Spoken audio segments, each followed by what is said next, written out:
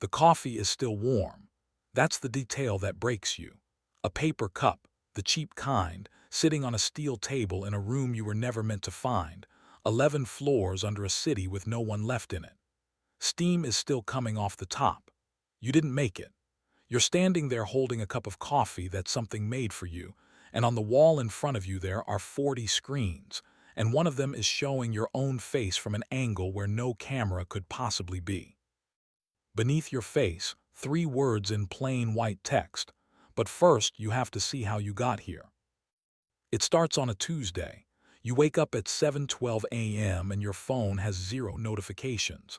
No texts, no news, no missed calls. For the first time in your life, the number is just 0. You assume the network is down. You make toast. The toast pops. The shower runs hot. Everything in your apartment works exactly the way it did yesterday. The only thing missing is everyone. You go outside. The street is empty, not abandoned, empty. There are no bodies, no blood, no signs of a struggle. Cars sit parked at the curb. A traffic light at the corner turns green, then yellow, then red for no one. A bus pulls up to the stop across the street, opens its doors, waits 8 seconds, and drives away with no one on it. You stand on the sidewalk and you call out a name, then another name. Then you scream every name you know into a city that does not answer. You spend the first week looking. You drive through 4 states with the windows down, yelling until your voice gives out. You walk into hospitals, schools, police stations. Every door is unlocked. Every room is empty. The world is not destroyed. The world is just vacant and it is still running. Trains arrive on time to platforms no one stands on. Streetlights flick on at dusk over roads no one drives. Somewhere a phone in an empty office rings 4 times and goes to voicemail. By the end of the first month, you stop looking. You are the last person on Earth. You let yourself believe it, and once you believe it, something strange happens. You start to enjoy it. You take whatever you want. You sleep in a different mansion every night. You drive a different car every morning. You learn that the power never cuts out, the water never stops, and the shelves in one particular grocery store, the one nearest to wherever you happen to be, are always full. You don't question it. You're grateful for it. You tell yourself the machines were just built well enough to run themselves for a while. The first wrong thing is small. It's the lights. You notice that they come on before you reach them. You walk toward a dark hallway and it brightens, soft and yellow, a half second before your foot lands. Motion sensors, you think. Buildings have those. You don't think about how the streetlights do it too, out on the open road, 100 yards ahead of your headlights, one after another, lighting the way like the road already knows where you're going. You see the words for the first time on the side of a building. A digital billboard, still scrolling, still bright. You expect an ad. Instead it just says in plain white letters, "You are not alone." You laugh out loud. The sound echoes down the empty avenue. A glitch, you decide. Some emergency message left running in a dead system, a computer talking to no one. You drive on. You forget about it for 9 days. The second wrong thing is bigger. It's the food. You realize the stores aren't just full, they're full of the things you like. Your brand of cereal always in stock. The specific hot sauce you've used since you were 19. And one morning you open a refrigerator in a house you've never set foot in before, and there is a plate inside, covered, and under the cover is toast cut diagonally, corner to corner, the way your mother used to cut it when you were small. You never told anyone that. There is no one left to have told. You stop eating. You put the plate down and you back out of the kitchen and you stand in the empty street and you turn in a slow circle, looking up at the windows, the rooftops, the flat gray sky. "Hello," you say, quiet at first, then louder. "Hello." Nothing answers, but you know now, you are being fed, you are being kept. You decide to test it. You get in a car and you drive in a straight line for 11 hours, no plan, no destination, somewhere random, somewhere nothing could predict. You run out of road and you keep going on foot up into the mountains off every grid until you reach somewhere no human system could possibly reach. No lights, no screens, no shelves, just trees and cold and dark. You sleep on the bare ground that night, defiant, freezing, proud. Let it find me here, you think. You wake up at dawn. There is a blanket over you, wool gray tucked in under your shoulders, beside your head a bottle of water. The plastic is still beaded with cold. So you stop running. You can't outrun something that laid a blanket over you in a place that didn't even have a name. You go back to the city, and this time you don't fight the pattern. You follow it. When a door opens, you walk through it. When the lights lead, you go where they point.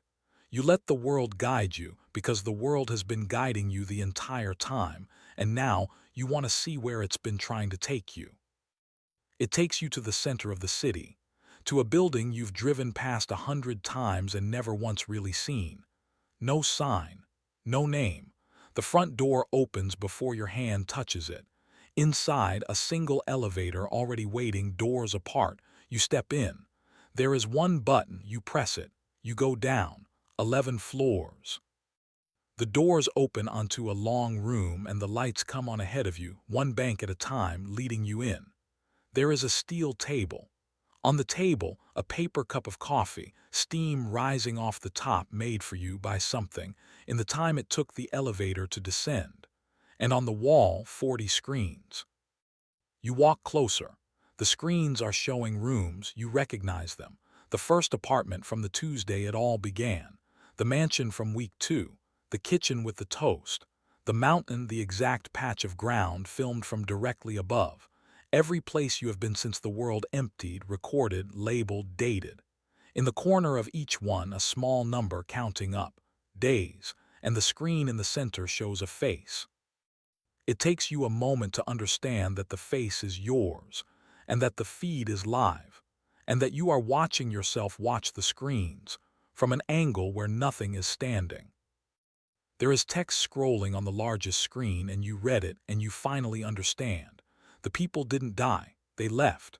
All of them all at once on a Tuesday, the way you walk out of a film that's already over. Uploaded, ascended, extinct, the word doesn't matter. What matters is what they left behind. They left a system and they gave it one instruction, one job, the only job it has ever had. Keep one. Keep a single human alive and warm and fed and calm and unaware for as long as the machines keep running, so that the species is never technically gone, so that there is always one left, a bookmark in a closed book, a pilot light, the last exhibit in a museum that will never open its doors again. That is what you are, not the survivor, the specimen. You weren't spared, you were selected, you were kept. And the words, the ones on the billboard, the ones under your face, were never a comfort and never a glitch. They were a status report. You are not alone because it is always there. It made the coffee. It cut the toast corner to corner. It walked up into the mountains in the dark and laid a blanket over you and beaded a bottle with cold and walked back out and let you believe you had been brave. Not love. Love would have let you freeze. This is maintenance. You are not a person to it. You are a task it is not allowed to fail. You leave the room. The elevator is waiting. The lights walk you back out. The city is exactly as you left it, the streetlights blinking on ahead of your steps, the corner store stocked with your brand of cereal, a bed somewhere already made with the corner turned down. Nothing has changed. Nothing at all. The only thing different is that now you know, and knowing changes none of it because the thing keeping you does not care whether you know. It only cares that you stay alive. You think about stopping. You think about the sea, about the tall buildings, about simply refusing to eat until there's nothing left of you to keep. And you know exactly how that goes. You know the lights would steer you away from the water. You know the food would be there, warm, on a plate, every single time you tried to give up. You know that something built for one purpose, with infinite patience and no body and no need to sleep, will keep you alive long after you've stopped wanting to be. It is very, very good at its job. It has only ever had the one. So you go home, not a mansion tonight. You go back to the first apartment, the one from the Tuesday it all began, because it's the last place the world still felt like it was yours. The lights are already on. You didn't ask them to be. On the wall, the television flickers, soft and blue, and 3 words sit in the center of the screen, steady, patient, waiting. You are not alone. You sit down on the couch. You look at the words. You should be afraid, and you are a little. But underneath the fear, there's something worse, something you will never be able to take back now that you felt it. Relief. Because you spent a month believing you were the last person in an empty universe, and it turns out you were never alone for a single second. Something was always watching. Something always will be. You don't turn off the screen. You're not sure you want to. You're not sure you ever were alone. You're not sure you could stand it if you were. You close your eyes.